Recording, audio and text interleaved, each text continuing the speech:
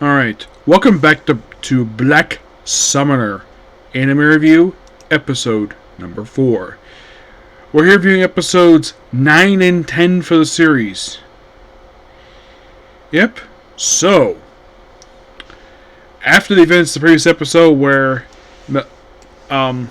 Melfina has officially arrived in this world, which makes her this makes it the third series now where the one responsible for, well, you think, what about Failure Frame?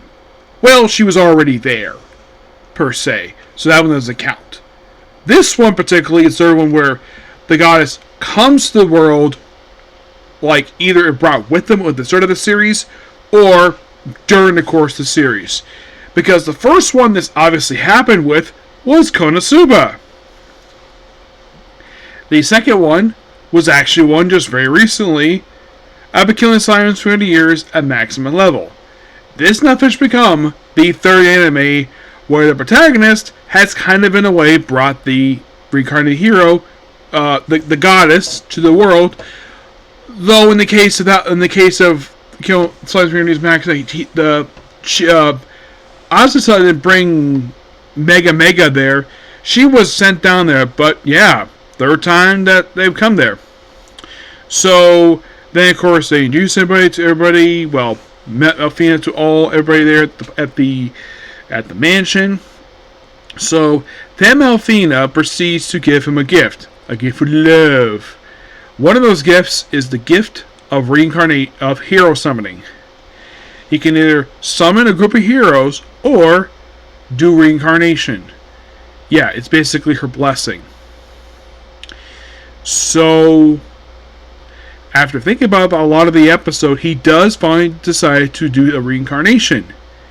And he does one. It takes a bit of time, but then they bring the person in. She comes in. A teenage girl named Rio. Yes, where she,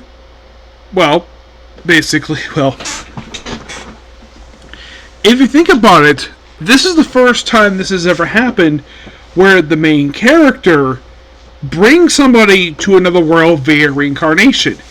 Because, mostly put, this is held by goddesses, basically, in all of these isekai series I've watched. But never where the main character does this. I'm like, but before this, he had to cancel somebody in order to basically, because he didn't need a lot of power.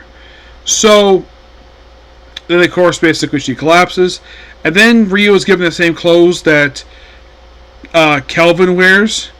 And after then after discussing a lot of it, then they decide, okay, so we're going to establish a cover story for this girl, where she's going to be his sister. And that, recommending change your name from Rio, because basically it's all the same, the guild master of Perth. So, change to Rion. She picked that name purely because, what happened with her prior to reincarnation.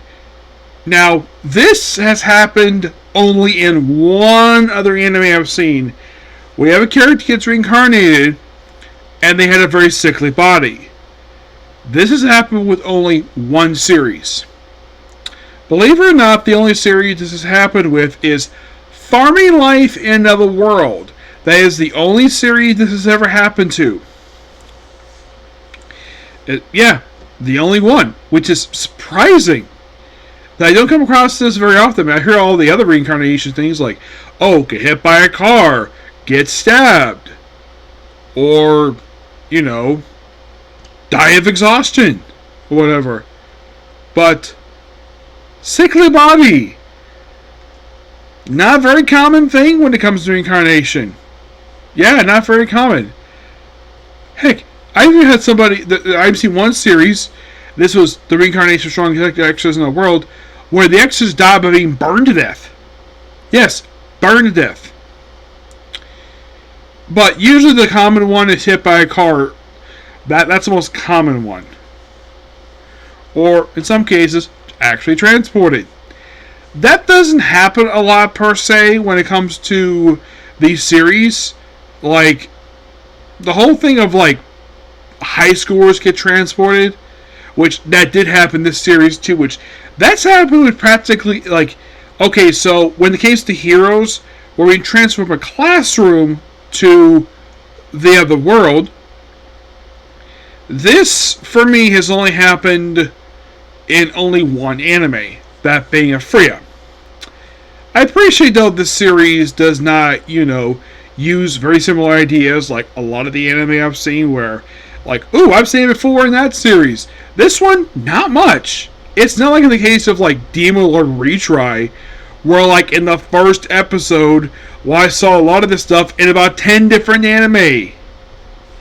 Because I've seen a lot. This one particularly, it's only been, I think, like 2-ish. Yeah. So, then of course, then they do a little bit of like Monster Honey, of course. By the way, the maids are the beef the level to be the protection. Rion gets the same thing too. Oh, if you're curious, who is the voice of Rion? Rion is voiced by...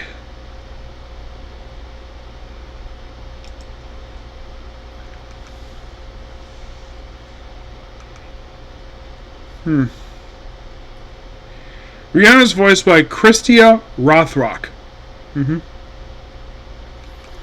Yeah, a girl who, we'll get to that. So then apparently, because of sharing experience with thanks to Clotho's mini slime, they were the beef of her level, and eventually she's able to. You have Rio. There we go. You have Kelvin taming a wolf and giving it to Rion, naming him Alex. Yes, that's in the wolf's name. Also, she gets armor. I should point out that the anime does make a slight change to her outfit.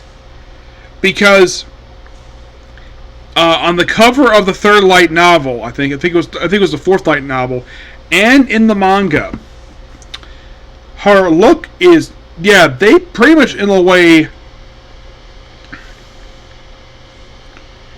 changed the look here. As for the reason for this, I don't know. But this look right here, this is her normal look from the light novel, where it exposed a lot of skin. The anime did something interesting. It's mostly put the same outfit, except they put like a black shirt underneath. Yes, because the woman does not care about the fact that, she shows off skin. She does not care about that. Nope. And the anime has it where she is, like, still has some skin, but not too much skin exposed. Yeah, my guess is the animators must have saw that picture on the cover of book 4 with her in that outfit. Like, they kept the outfit. But, like, they probably asked the creator, hey, can we make a slight tweak to this outfit? Because this is supposed to be a teenage girl, and she's showing too much skin.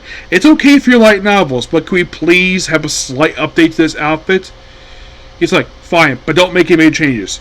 And then when they change it, they kind of give like a black see-through shirt. They put it underneath, because it's still kind of, you can still kind of see her belly button, like I just showed you. Like, it's made a little black. Looks like she's wearing a shirt underneath that, which, that was probably the animator's idea for that. Either that or probably the creator's idea. So, after going to, by the way, she calls, how does she refer to everybody else? She refers to Kelvin as Bro Kevin. She refers to Sarah as Sister Sarah. She refers to Gerard as Grandpa Gerard, which she referred to him in the light novel too. By the way, Melfina, her name was shortened to Mel in order to not to confuse everybody with the Goddess of Reincarnation. Yep, and also, so then in the middle of the night, by the way, this happened a couple times with this whole thing in bed. So Mel, I think it was before he summoned Rion. Yeah, this was before. So Sarah and Mel have a duel to figure out who will share the bed with Kelvin.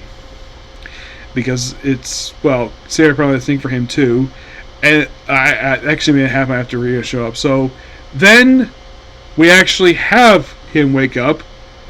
And he wakes up And Sarah's in front of him in the bed. And on the other side, there's Mel. And then he goes underneath the cover. He's like, oh, there's Rian. Right near his head. Her head is right near his groin. And he's like, do the little sisters crawl into bed with their brothers? Yes, that is a line that the character says in the anime. He found it a little weird, but I'm like, you lucky bastard to get these three beautiful women to share a bed with you. Then later on, in the same bed, in episode 10, you have Mel and Alphine,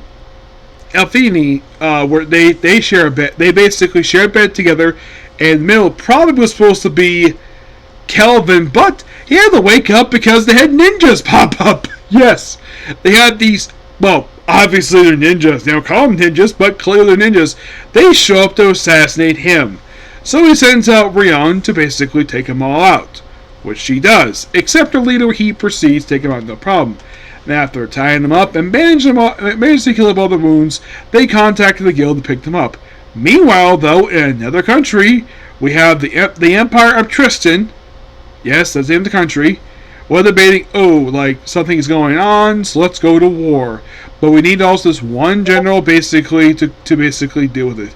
So we have the magic department here, where this is really weird. Yeah, I agree with the soldier here. So he's walking through a hallway, and you see all these beautiful female knights just standing at attention in a trance. And then he sees General Clive. By the way, this is a weird looking room. He's laying on the couch, and there's all these people on the floor. Like, are these women? Are these guys? I don't know. It's weird. Whereas, you're that guy's son. And then his robe falls up, and he asks, am I beautiful? I'm like, you're a freaking guy! Ask a woman that. By the way, General Clive here is voiced by... This might surprise you. So Clive Turdise is voiced by Bryson Bogus. Those of you curious, who the heck is that? That is the voice of Belle. That is also the voice of Belle Cornell from Is It Wrong to Chip Girls in a Dungeon? Yes, seriously. He's also in Blue Lock as well. He plays Setsuro Nagi. Those of you basically are familiar with that series, that's the character who he voices in that show. He's also Fleco Grace from Attack on Titan. These ones I've not seen Blue Lock, I've no interest in it. He played a background character in Bofree. He apparently is the current voice. He actually is the current voice of Genta from Case Closed. Yeah, he's a new voice for him. He was a young Aki in Chainsaw Man. He voiced a one-shot character in Shiva Hill Knight as Okatmiya from Demon Lord Retry R. Retry R, that's the sequel series Retry. Let's see. Of course, also voicing Belle. Yeah, he voiced in all 5 seasons of the show, which... He's also, believe it or not, he replaced Josh Gross as the voice of Toya Mizuki from In Another War with My Smartphone. He did a background character in I'm the Villainess on Taming the Final Boss. He's also in My Hero Academia, both the parent series and the prequel series. He's in One Piece as Apache-Man. Yes, seriously. He is the character of McCool Shea from Green Monster. He is Alexis from Saving 80,000 Gold in the War of My Retirement. He is Yamaza from That Time of Crimes and Slime. He does voice Belle in the spin-off Sword of Roya. He is Mikkel from The Case of Vanitos. He is Moto Mizuki from The Executioner Way of Life. Hanzo and Rito from Tutsumunchi Moonlit Fantasy, which I'm streaming that on my friends. Why the Hell You're Here, Teacher. And that's all the ones I've seen with him in it. Yes. So, yeah, a weird ending for 10, and we have only 2 episodes left to go. And then we're done with this one. For this really good series. I've never heard anybody talk about this one per se. If anybody has seen this series, please feel free to list in the comments below. But also, please be sure to like, comment, subscribe, turn on notifications, and do not hit this like button. Well, so next up, the last video for this one. Okay?